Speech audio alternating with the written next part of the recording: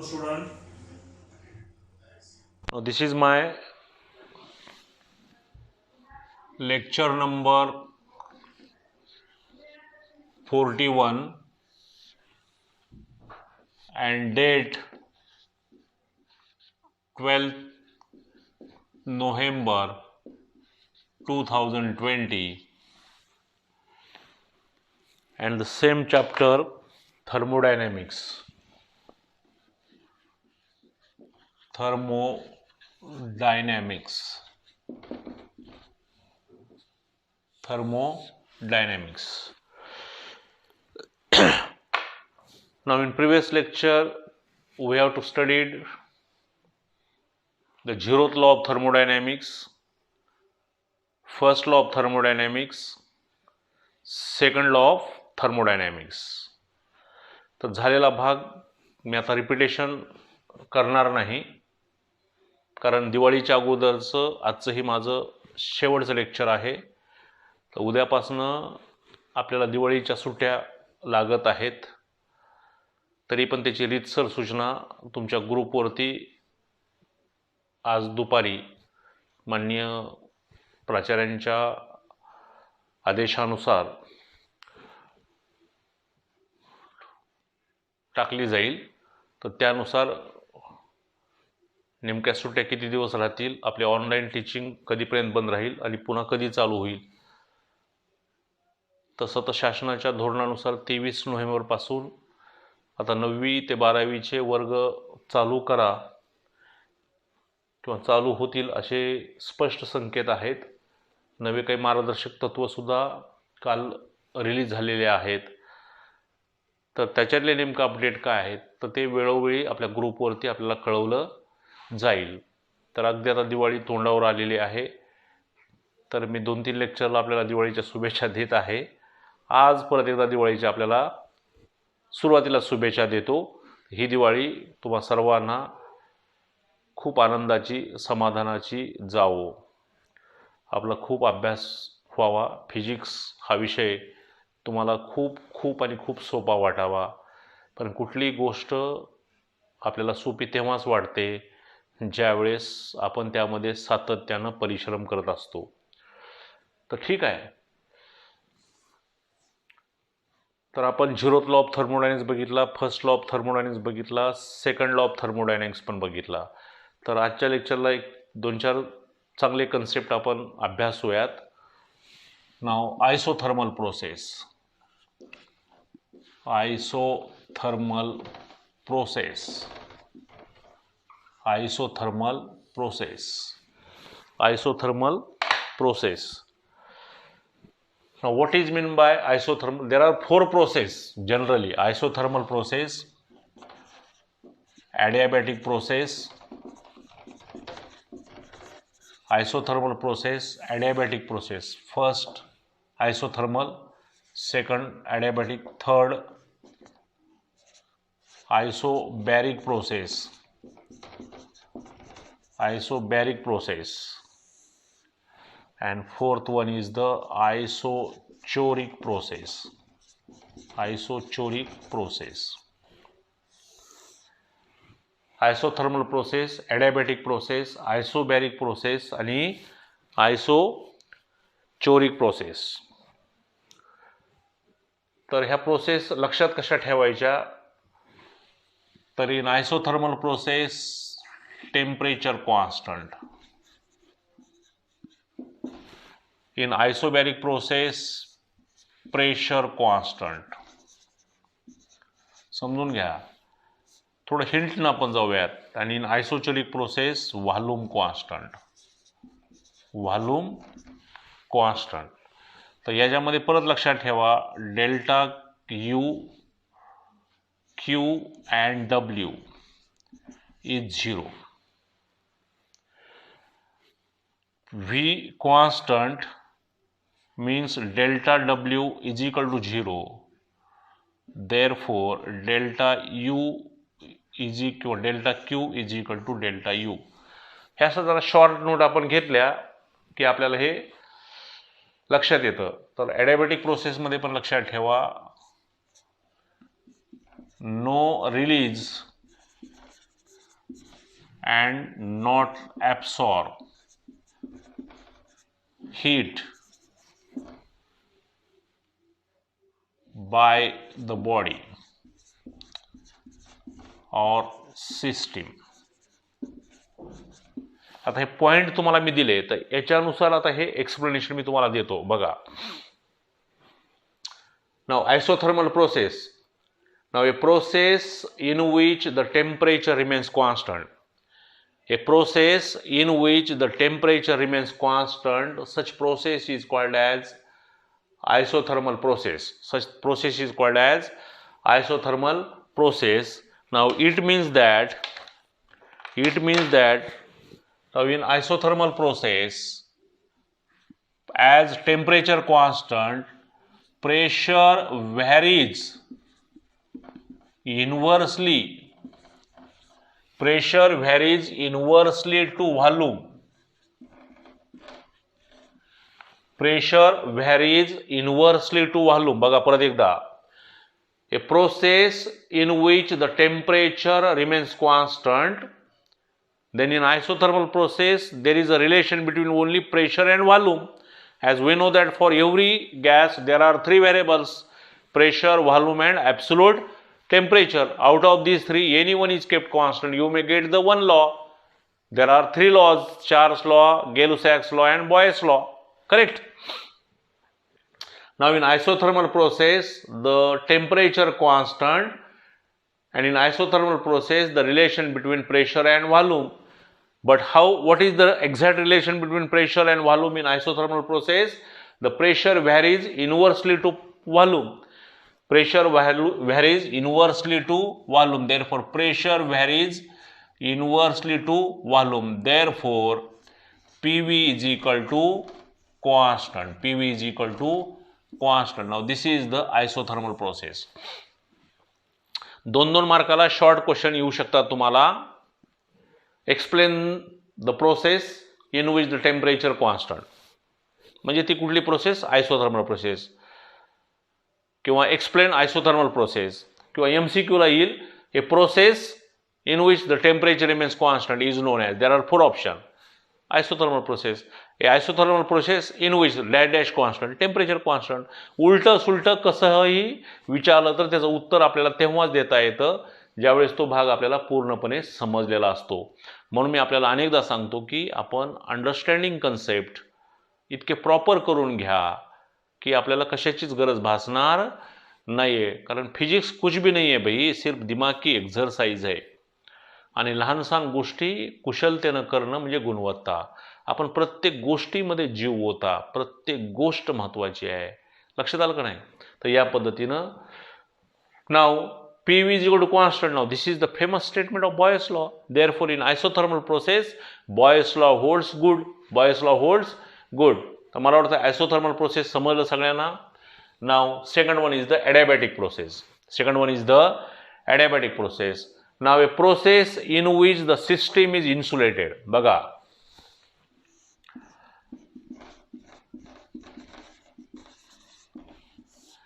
In adiabatic process, the system or body is insulated throughout from surrounding. ते आपल्याला माहित आहे, आपण जर एखादं वायरमन वगैरे काम करत असेल तर तो हातामध्ये रबर घालतो आणि लाईटला जर त्यानं हात लावला त्याला शॉक बसत नाही, कारण rubber is the bad conductor of electricity. म्हणजे इन्सुलेटेड म्हणजे एक प्रकारचं बॅड कंडक्टर. लक्षात आलं का नाही? मग in adiabatic process the system is insulated. The system is insulated throughout from the surrounding. But if the system is insulated throughout from the surrounding, it means that the body cannot release heat. The body cannot release heat to the surrounding, and the body cannot absorb heat, and body cannot absorb heat from the surrounding. Body heat release पण करत नाही, absorb करत नाही, कारण body कशी आहे? Insulated आहे. कशी आहे?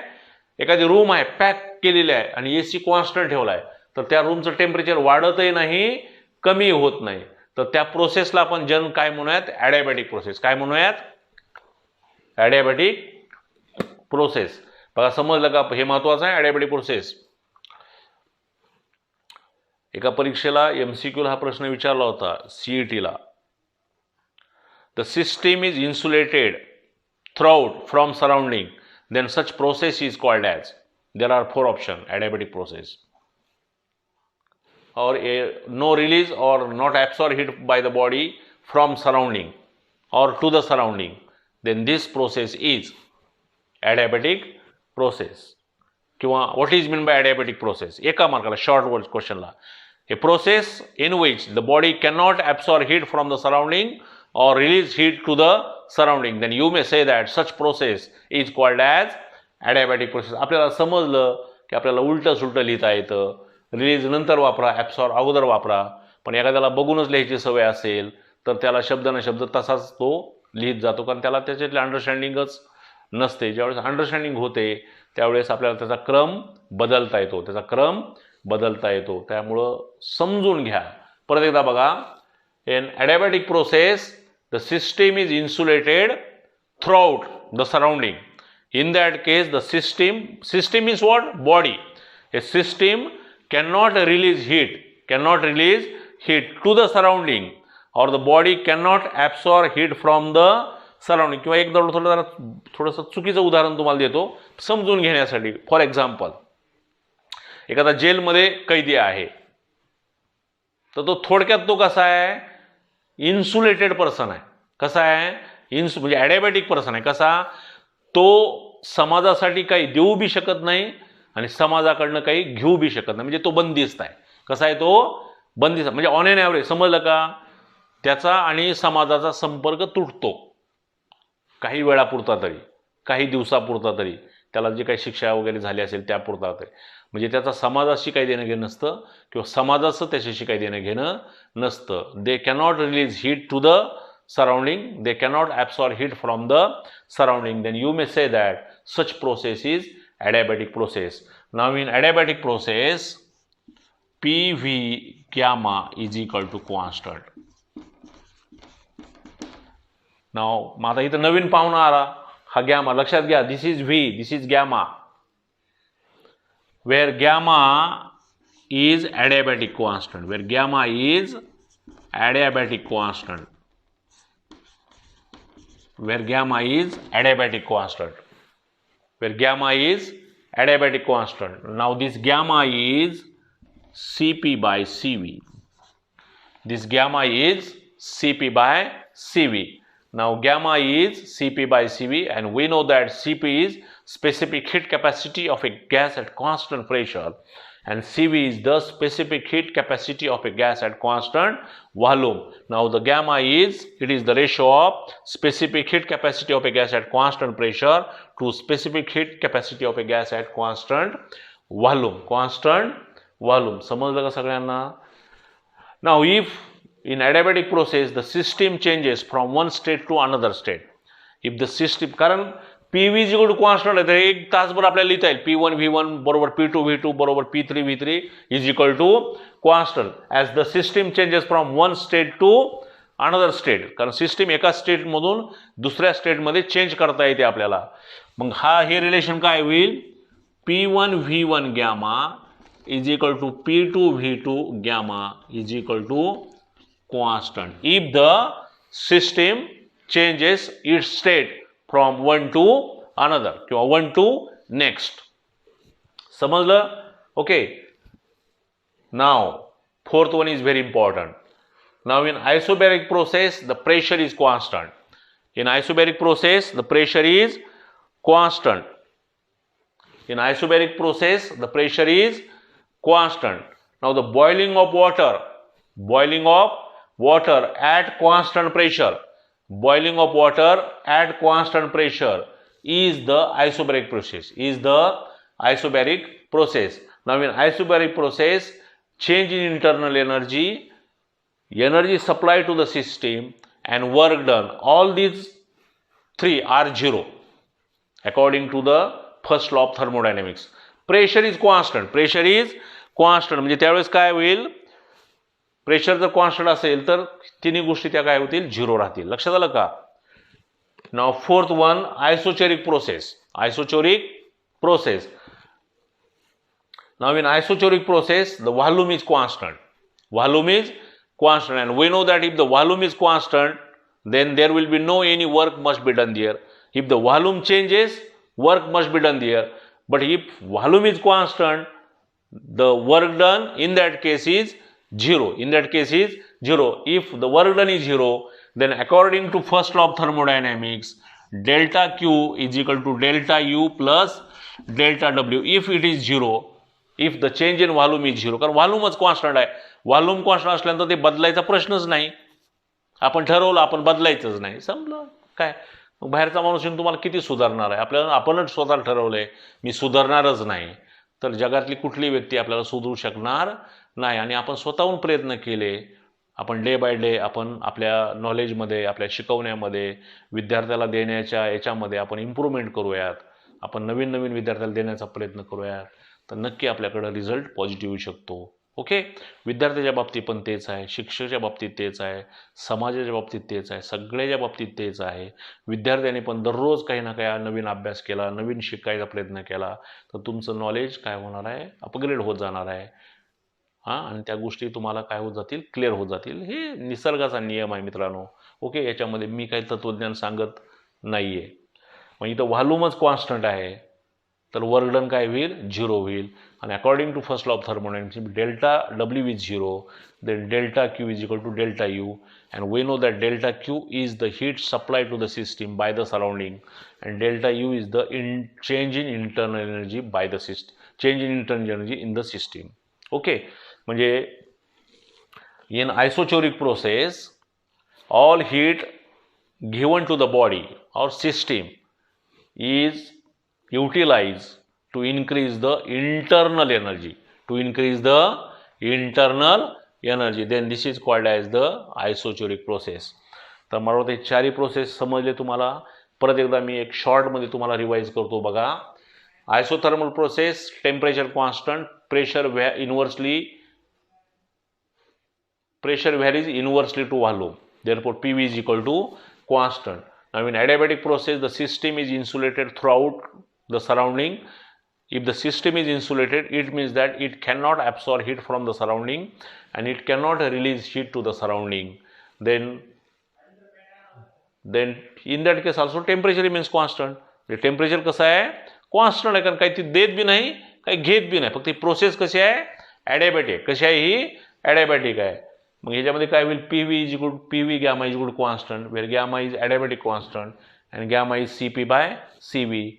And if the system change from one state to another state, then P1 V1 gamma is equal to P2 V2 gamma is equal to constant.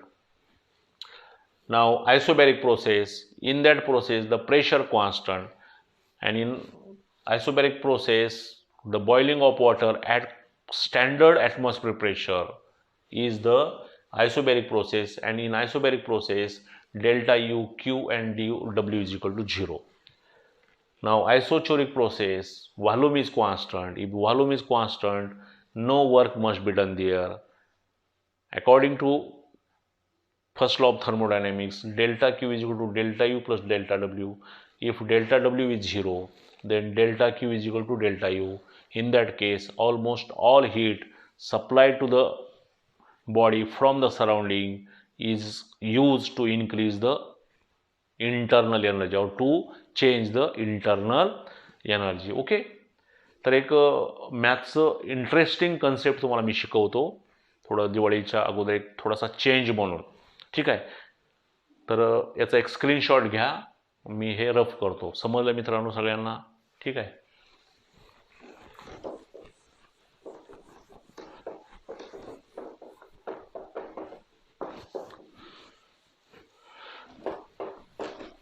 बरेचसे न्यूमेरिकल वगैरे सोडवत असताना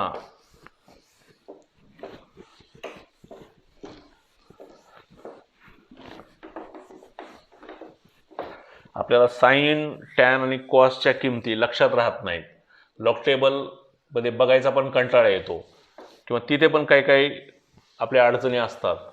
आणि 11वीला आपण व्यवस्थित लक्ष दिलेलं नसतं लॉक टेबल शिकवताना, आणि जर लॉक टेबल आपल्याला कळाला नाही तर ह्या अडचणी निर्माण होतात. तर सम ट्रिक म्हणून थोडासा चेंज म्हणून हे आर्टिकल घेतो. नाव स्पेशल ट्रिक लिहू नका, समजून घ्या. Special trick for sine, cos and tan. Special trick for sine, cos and tan.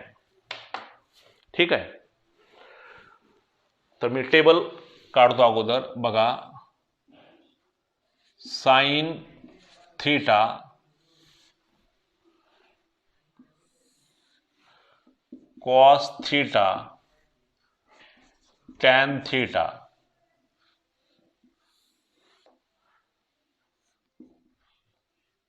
हा 0 degree, 30 degree, 45 degree, 60 degree, 90 degree.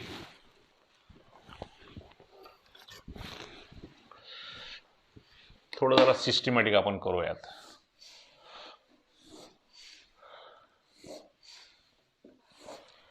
बस स्केल घेतली की फरक पडतो. हे तुम्ही आता विसरायचं म्हणलं तर विसरणार नाहीत.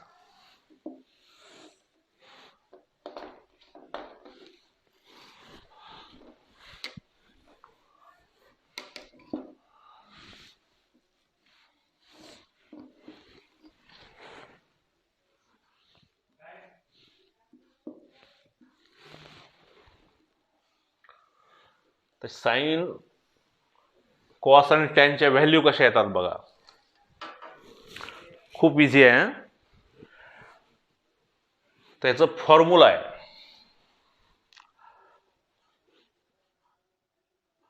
रिमेनिंग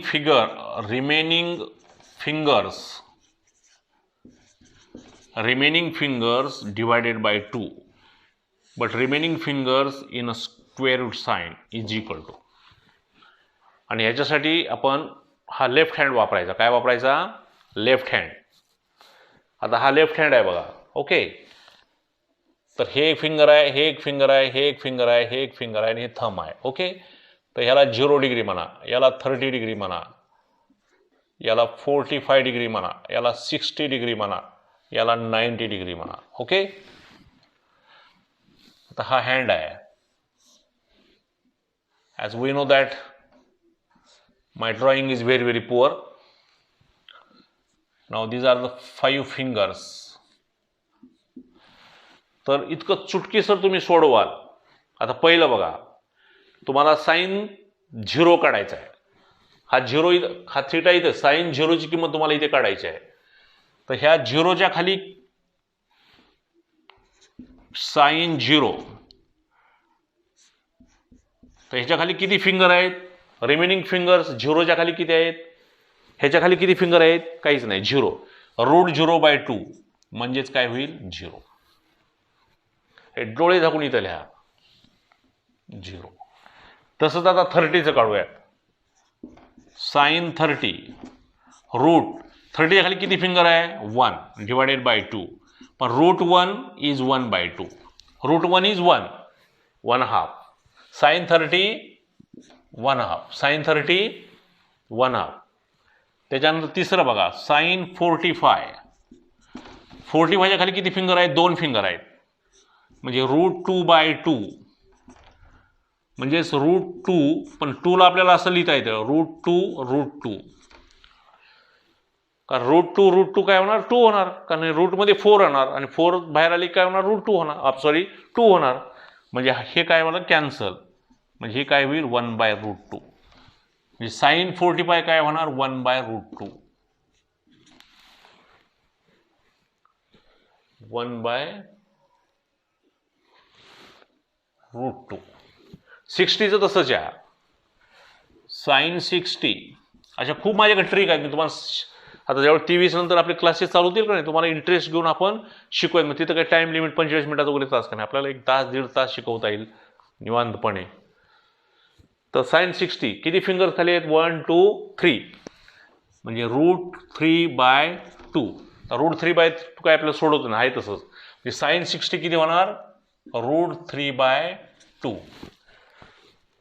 साईन 90 आपल्याला साईन 91 सगळ्याला माहित आहे, साईन 90. पण साईन 90 किती फिंगर आहेत, 4 आहेत. किती आहे रिमेनिंग फिंगर, 4. म्हणजे √4/2. पण √4 2/2 म्हणजे किती, 1. आलं का 1. बघा एवढं एकच लक्षात ठेवायचं. आता पुढचं काही सोडवायचं ना. आता कॉस घेताना काय करायचं, आपल्याला माहित आहे साईन आणि cos both are the reverse function. कारण फिजिक्स समजण्यासाठी गणित कळणं गरजेचं आहे मित्रांनो. आणि नीट JEEला हे प्रश्न आपल्यासाठी ट्रिकनं तुम्ही गेलात तर तुमचं टायमिंग काय होईल, सेव्हिंग होईल. आणि टायमिंग सेव्हिंग झालं की इतर डिफिकल्ट क्वेश्चनमध्ये तो टाइम तुम्हाला काय करता येईल, कन्वर्ट करता येईल आणि त्याचा तुम्हाला उपयोग होईल. तर ह्यामुळे अशा खूप ट्रिक्स माझ्याकडे आहेत. जसा जसा मला वेळ मिळेल त्या पद्धतीने मी तुम्हाला देण्याचा प्रयत्न करेन. आता हे कॉस तर उलट करा. हे पहा इथून हे शेवटचं पहिल्यांदा लिहायचं, हे 1. दुसरं इथं काहीच बदल करायचं, हे इथंच, हे 1 इथं, हे 0. बघा काय केलं आपण, कळालं का. साईन आणि cos both are the reverse function. त्यामुळे जे 90ला आहे ते 0ला आणि जे 0ला आहे ते 90ला. आपल्याला माहित आहे cos 0 1, cos 0 1. लक्षात आलं का नाही. तसं tan 45 किती असतो, 1. हे tan 45 1 यायला पाहिजे, येतच. साईन 91 cos 0 1 आणि tan 45 1. हे उगं तुम्हाला हिंट म्हणून सांगितलं. आता हे कसं, आता टॅनचं कसं सोडवायचं बघा. ह्याचा रेसिप्रोकल घ्यायचा, साईन बाय कॉस. तुम्हाला सांगतोय आपण, टॅन घेताना tan theta is equal to काय असतं रे बाबा, sine theta by cos theta. Very famous relation. Tan is sine by cos. मग साईन किती आहे, 0. 0/1 किती मित्रांनो, 0. 1/2/√3/2. बघा 1/2 भागिले √3/2 म्हणजेच काय होणार, 1/2 इंटू 2/√3. म्हणजे हे 2 काय झालं, कॅन्सल. म्हणजे हे काय होणार, 1/√3. बघा बरोबर आहे का, माझं पण चुकेल ना घाईमध्ये. 1/2 डिवायडेड बाय √3/2 म्हणजेच 1/2 इंटू हे काय होईल, भागिले उलट गुणिले. हे 2 गेट्स कॅन्सल, 1/√3. आता हे पण इथे बघा, हे 1/√2 भागिले 1/√2. आता हे 1 लगेच आपल्याला म्हणता येते, पण आपण असं सोडूयात. 1/√2 भागिले उलट गुणिले हे √2 1 काय झाले, कॅन्सल, म्हणजे 1. किंवा हे कॅन्सल म्हणजे 1. कसं बी you may use any method, म्हणजे 1 आलं का नाही. इथे पण बघा, आता हे √3/2 इंटू 2/1 म्हणजे 2 काय झाला, कॅन्सल. जर आता सायकल खेळूयात आपण दोन्ही हात सोडून. म्हणजे हे √3/1 म्हणजेच √3 आणि 1/0 0/1 0, पण 1/0 infinity. If divide by 0 we cannot define this term, therefore 1/0 is infinity. 1/0 is infinity. समजलं का मित्रांनो. 1/0 इज इन्फिनिटी. तर परत एकदा बघा, आपल्याला जर साईन कॉस आणि टॅनचे फंक्शन्स काढायचे असतील तर लेफ्ट हँड यूज करा. हा लेफ्ट हँड असा, तर हा लेफ्ट हँड घेतल्यानंतर पहिलं फिंगर 0 डिग्री, दुसरं 30, 45, 60, 90 डिग्री. ह्याचा फॉर्म्युला काय, root remaining finger divided by 2. याच्या सहाय्यानं साईन टॅन कॉसची किंमत आपल्याला काढता येते. साईनची काढली की कॉस त्याचा रिव्हर्स घ्यायचा आणि टॅन म्हणजे साईन बाय कॉस. ओके, समजलं. तर परत एकदा आपल्या सर्वांना दिवाळीच्या हार्दिक शुभेच्छा. आणि सर्व झालेला पोर्शन तुम्ही अभ्यासा व्यवस्थितपणे आणि याच्यानंतरचा पोर्शन आपण घेऊयात. आज मी इथे थांबतो. Thank you. Have a very nice day.